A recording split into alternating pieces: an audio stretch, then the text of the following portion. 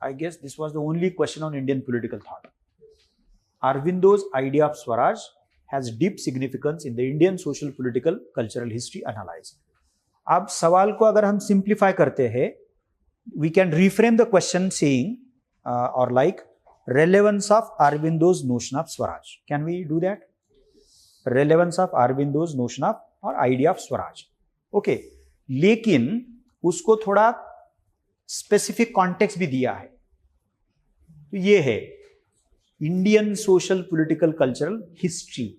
Indian social political cultural history, that is very very important. Okay, in general तो relevant है ही है, लेकिन ये जो खास डायमेंशन क्वेश्चन में बताया गया है, if we do not address that particular dimension, then we may end up neglecting that particular aspect of the question itself. So that should not happen. Okay. अब ये important है. You should anticipate as many questions as that. Let me go through this. Aurobindo's conception of Swaraj is significant in the Indian societal milieu because he not only Indianized the notion of Swaraj. Everybody knows this.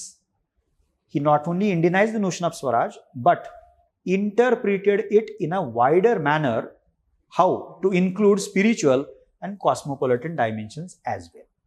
Now this very first sentence is reflective of how good are you as far as Aurobindo's notion of Swaraj is concerned. And this is not in general, but you are pitching the case in what way Swaraj as an idea is relevant in this particular context. Okay. For Aurobindo, like his contemporaries such as Tilak and Pal, Swaraj signified complete independence from Britain at, kuch to alag hai. He sought to go beyond a political conception of Swaraj and attempted to expand it into a philosophy of freedom. Okay. The relevance of this idea of Swaraj can be delineated in the following.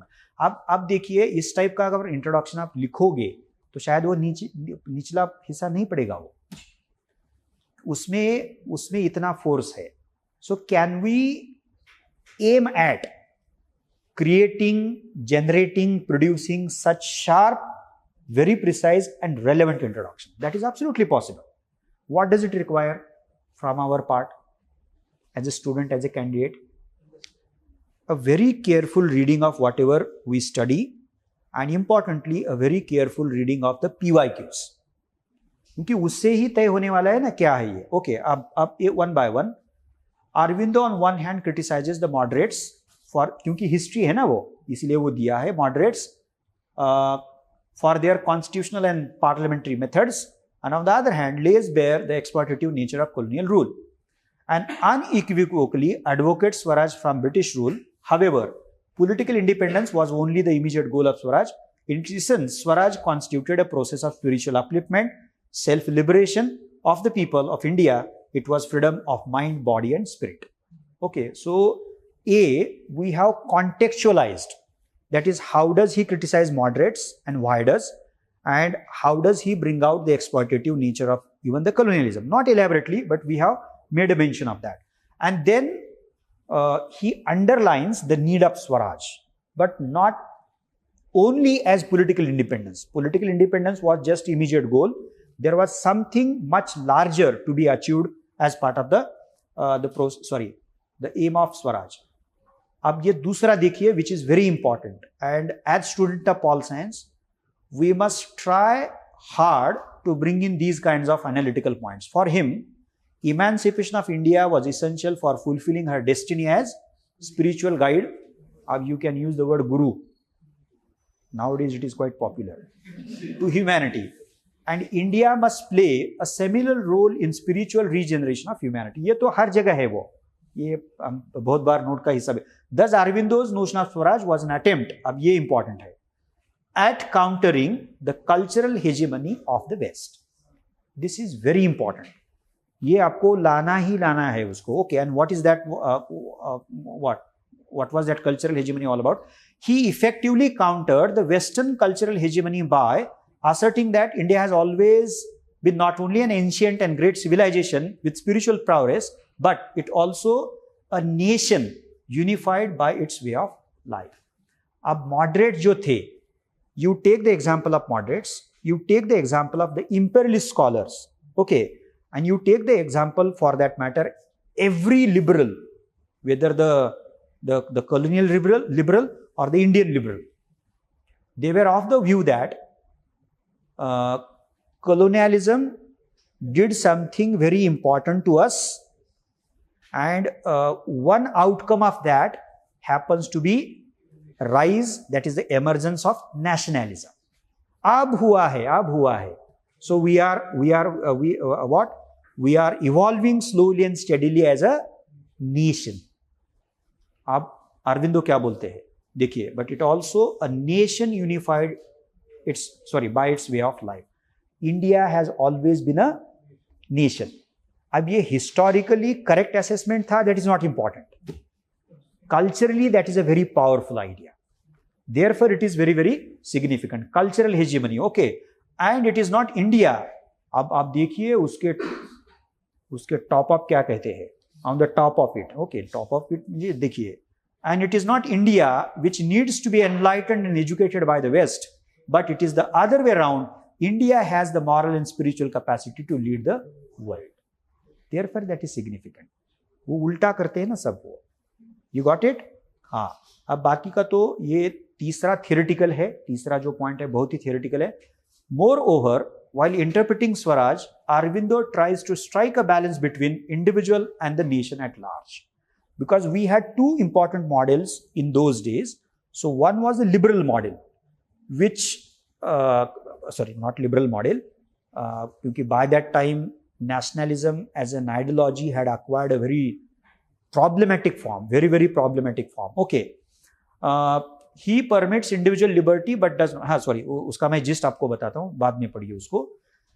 What happens in ideology of nationalism is the general tendency to prioritize nation as a collectivity and neglect individual, subordinate individual just as a hissa of the nation as a collectivity. Aurobindo opposes that. He was not at all ready to subordinate individual in the name of nationalism. Okay, he was not ready to do that. Okay, but on the other hand, he was also not ready to be individualistic, to allow individual to be individualistic like the liberal understanding. वो individual को बताते हैं कि नहीं, आपको self centric isolated conduct नहीं करना है. आपको क्या करना है? आपको आदर जो है, नेशन जो है, उसके बारे में ही सोचना है. Now you must have already read the note, consolidated that part. There is a parallel between French Jesuit Pierre de Chardin on one hand and Aurobindo's idea of political community of his imagination on the other hand. कि जहाँ पे वो individual and nation को organic relationship की तरह के तहत रखते हैं, और वो बोलते हैं कि individual must pay attention to nation, and on the other hand, even the nation should pay equal attention to individual. So a balance, not prioritizing or not nation at the cost of individual, vice versa also. Not individual at the cost of nation. दोनों में balance होना चाहिए. Organic connectivity के बारे में वो बोलते हैं. That's the gist of this third point. You can look into that. अब ये लास्ट वाला हिस्सा है, Dennis Dalton, Indian ideas of freedom. The significance of Aurobindo's conception of Swaraj lies in the fact that he constructed the traditional Indian thought into a modern body of political, social, ethical, spiritual idea. He does this through a unique synthesis of politics and spirituality.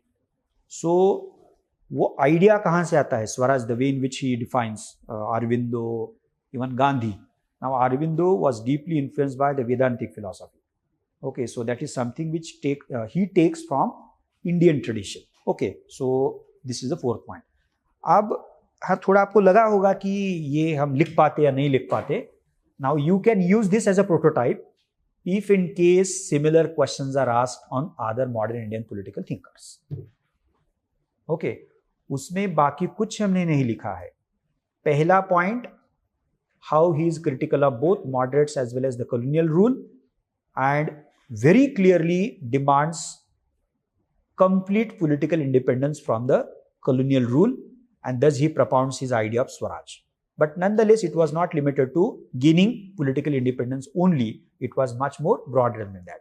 So फिर दूसरा है वो cultural hegemony का मुद्दा, तीसरा है synthesis between, you can use this word, between individual and nation on the other hand, और चौथा है how he uses Indian tradition in a very creative manner because he connects it with what, वो वाला देखिए, modern body of political, social, ethical and spiritual ideas. Okay. अब अगर उसको critically assess examine किया, ऐसा अगर वो पूछता है यूपीएससी, तो स्ट्रक्चर बदलेगा फिर. तो this should constitute half of the answer and the other half must focus on और bring in the critical part. वो मैंने वॉल्यूम 1 में दिया है कि उनका नेशनलिज्म का आइडिया, उनका स्वराज का आइडिया, ये जो आइडियाज है, if they are asked to assess critically assess और एग्जामिन, तो वो भी क्रिटिक के पॉइंट उसमें दिए हैं. यहाँ तो वो इंपॉर्टेंट नहीं है. ओके.